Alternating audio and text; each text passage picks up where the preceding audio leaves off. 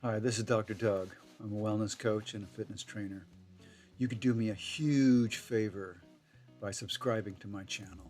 It really helps with the visibility of my videos. Today I want to talk about hunger. I gave it a number 4 on the longevity habit scale. It's terribly important, and I can tell you, if you're not hungry every day, if you're not hungry before you eat every time, you're not going to make it to 100. And I'll explain why. First, I want to define hunger, a hugely misunderstood term in America, especially. Hunger is an empty feeling in the stomach area. That's all it is. It's a feeling. It's not a condition, it's a feeling. It is an instinct for survival. It tells you when your food storage capacity is low. Therefore, you have to go to work.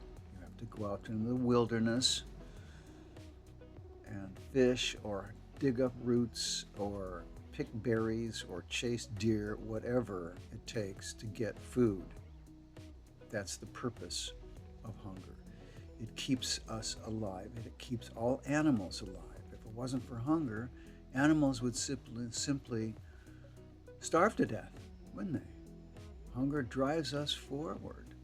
It's a natural instinct, and it must be allowed to happen. But I can tell you one thing. If you are not low on reserve fuel, you will not feel hunger. 4/5 of Americans are officially overweight and do not feel hunger. No, I did not ask every single one of them if they feel hunger. But I can tell you that they don't, because they're carrying excess body fat. And what is body fat but stored fuel at 9 calories per gram? When you overeat, your body stuffs these fat cells with excess food. It changes food, and whatever you eat, it changes it into fat, which is very concentrated calories, and stuffs it in these little sacs, these fat cells. It also places it in the crenellations in your colon for ready use. That's partially processed food, readily accessible. Of course, long term, that causes a whole bunch of problems.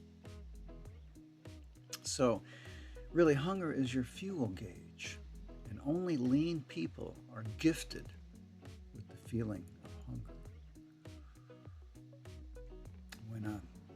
When people get down to their reserves, that's when the message comes out. I got an empty feeling here. Now, it's not a pang. Let's talk about what it isn't. It's not a pain, it's a pang, right? It's not appetite. Appetite is the desire to eat. For most people in the world, appetite and hunger go together, but for Americans, they don't. So anybody who eats has an appetite automatically, but they don't feel hunger. They eat for a whole bunch of other reasons, all of them bogus, all of them destructive, self-destructive. It's not starvation. Hunger is equated with starvation, especially in this country. Food corporations and the diet industry do not want you to feel hunger. They want you to keep eating. So they're going to equate it with starvation. They're dying of hunger. Acute hunger is what you're. Oh, people have acute hunger. What the heck does that mean? You should have hunger every day. Well, what they're talking about is starvation. Right? Hunger is not headaches. It's not fatigue. What is fatigue? Fatigue is a message from your body saying you need to slow down, you need to relax, you need to sleep. It's not you need to eat.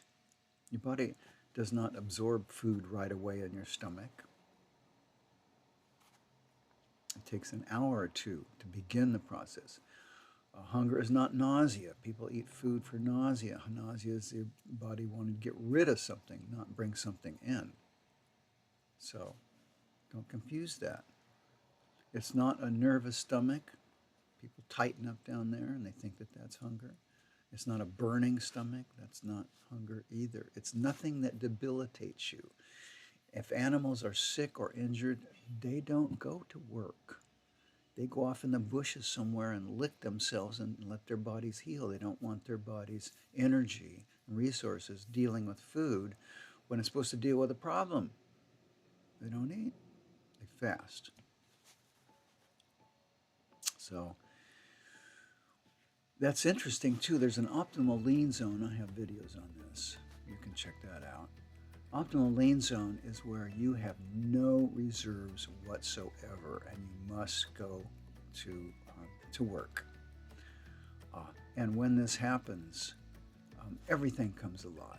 For people who feel hunger, who actually feel hunger, the five senses are stronger. The emotions are vivid. The energy is high. Right? There's no debilitating situation going on because they're ready to go out in the wilderness and work for food. While you're working for food, the hunger lets off a little bit. It stops nagging you because the energy goes from your stomach out to your extremities and your brain so that you can work and get food.